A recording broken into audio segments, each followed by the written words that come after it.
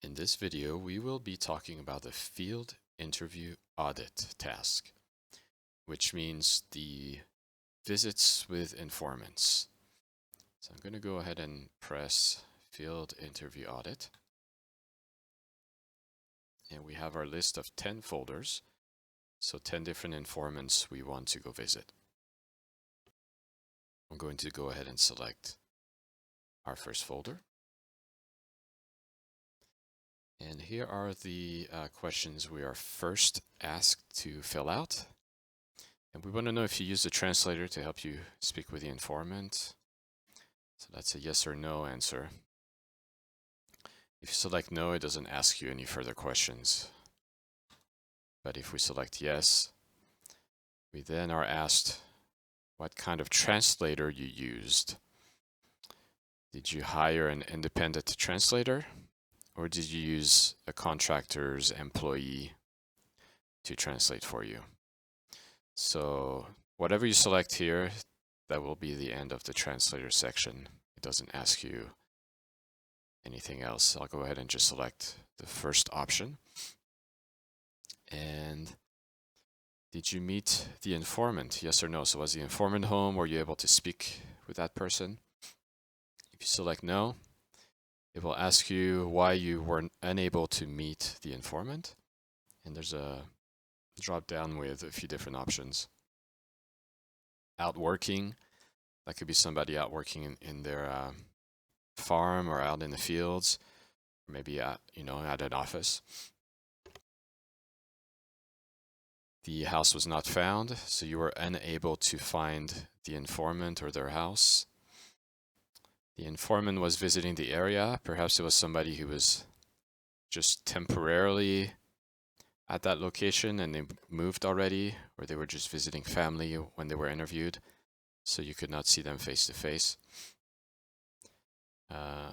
Out of town, perhaps they're traveling to see family in a different part of the country, different town. Perhaps they refused to meet with you. They did not want to talk to you, so this is where you may want to select did not want to meet. The informant information unavailable. Perhaps the contractor could not help you find the informant. They didn't have a phone number for them. They didn't have a good system to help you find the house. If their field agent maybe quit, or if they were fired and they had no way of finding the informant, this is the one I would probably select. And then there's an other. If you select other, then it will let you type a different reason. Informant recently died. Something like that.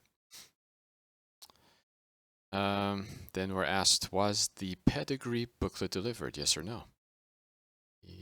If we select no, that's it. There's nothing else to talk about.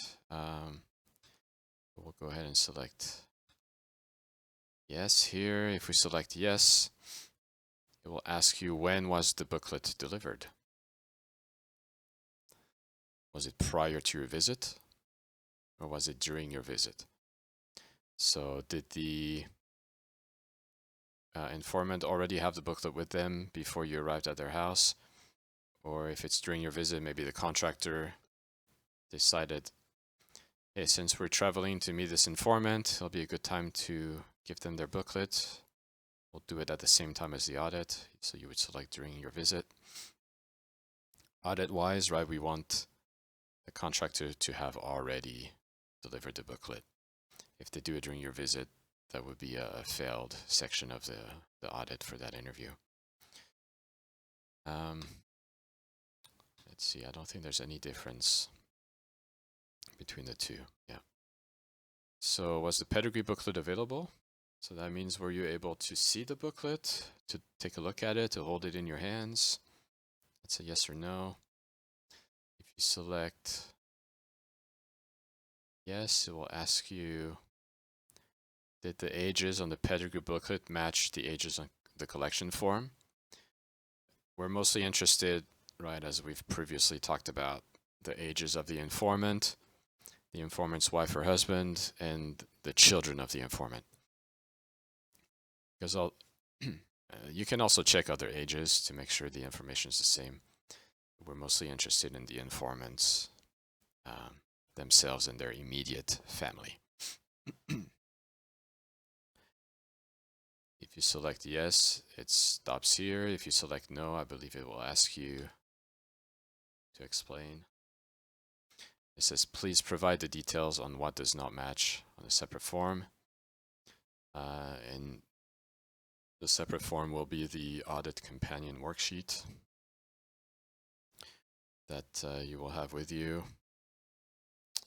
And I believe it's on page 2 here. So section 4, informant visits. 4A, informant's immediate family's ages in booklet did not match collection form. Only fill out if needed and requested by the app.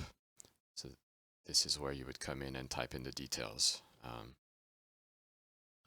All the ages of the informant's family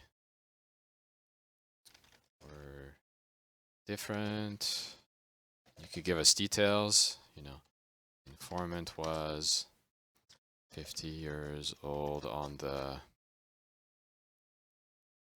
collection form, but 40 years old in the booklet. And then, if there's other differences, if the wife or husband's age is different, you could note the difference. If your children's ages are different, you could note the details here, what the differences are. Just give us, as much detail as you can here on this companion worksheet. So this is coming from here. If we select no, the booklet was not available.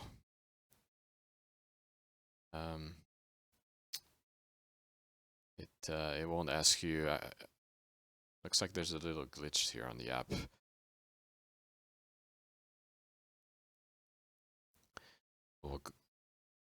We will go ahead and get that fixed.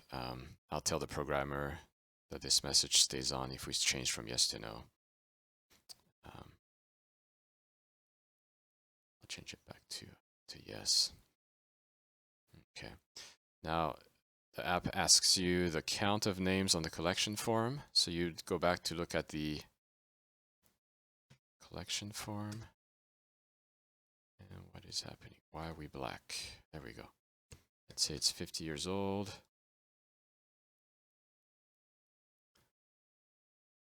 And then, what is the count of names in the pedigree booklet? So how many names do you see on the booklet? Maybe you see, if you type in 50 here, everything matches, right? So the app knows it matches. It doesn't ask you for anything else. If you put in 40, then it says, please provide the details of why the count do not match on a separate form. That's in our companion sheet. On 4B, number of names in booklet does not match collection form. Only fill out if needed and requested by the app. So right, you can type in why.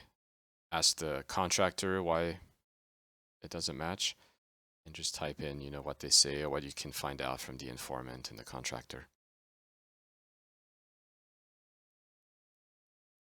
Now we'll want to take a photograph of the first page of the booklet. This is not the cover. This is the first page with actual names on it. And then it also asks you to take a photo of the last page of the booklet. Again, not the back cover, but the last page with names on it, with data. So I'm going to go ahead and pretend I'm taking photos here.